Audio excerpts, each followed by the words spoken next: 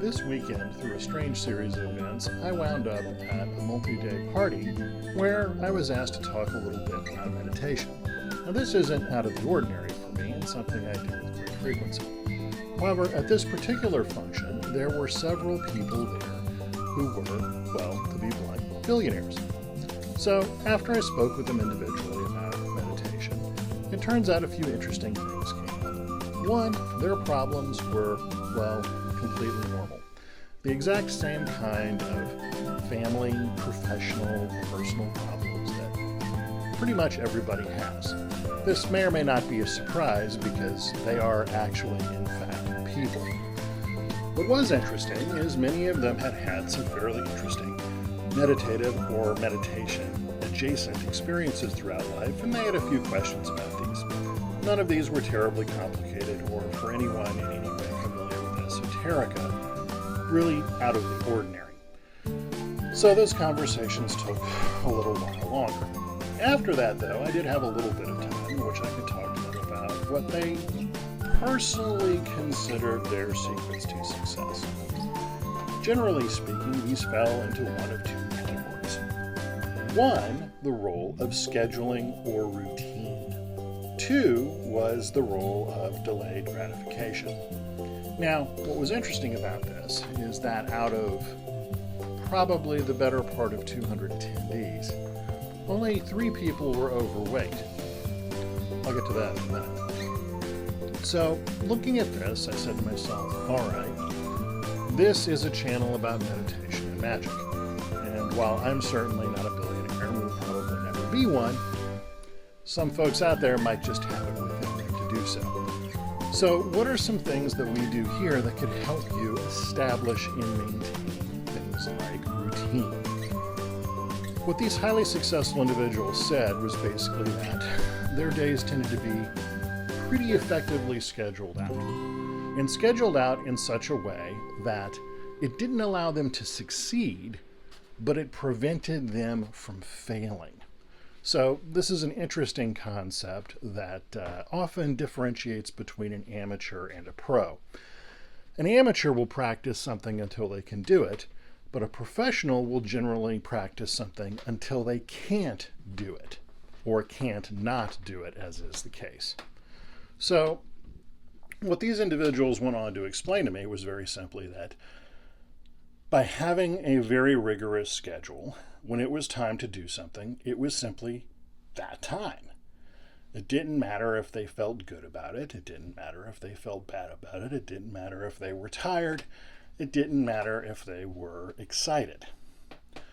In this regard, even if they failed at doing it, which they said quite frequently happened, the mere fact that they sat down to actually work on something at that time, even if they weren't actually successful at the task, meant that the next time that they revisited that task, they'd probably get it right.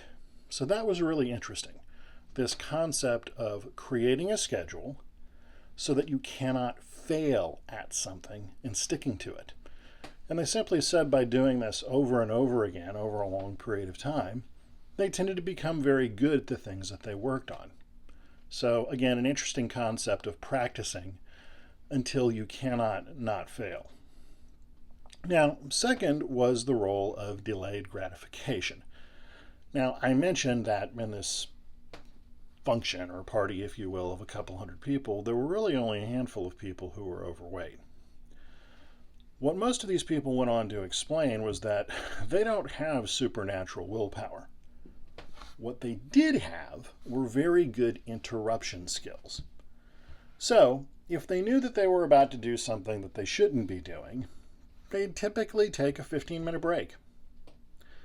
And almost everybody said that by the end of that 15 minutes, they'd usually overcome the desire to do whatever it was that they shouldn't have been doing in the first place. So this is very curious because within the 60 Skills curriculum, we have things like the releasing techniques, which allow you to get rid of sensation or desire or things of this nature. Now, while we have a mechanic associated with that, it turns out you can do it through a much simpler method.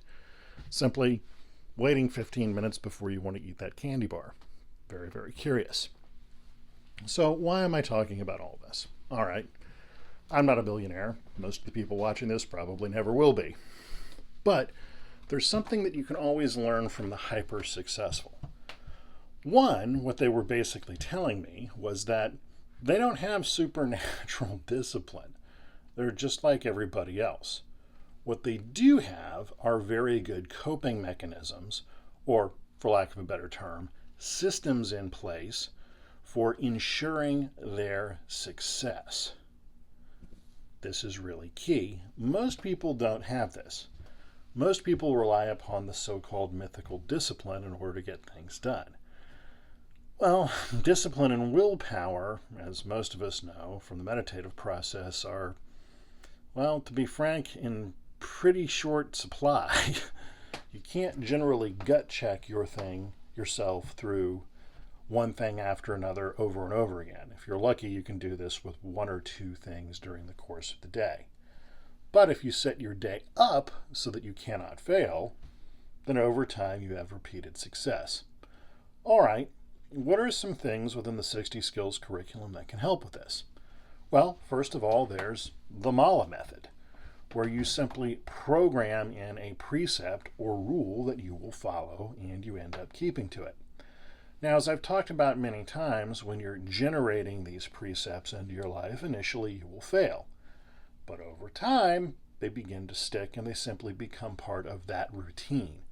Again, they provide you that method whereby which you cannot fail. Now, also, people talked about this issue of giving themselves 15 minutes before they engage in something they're not supposed to engage in. This is a great plan for success.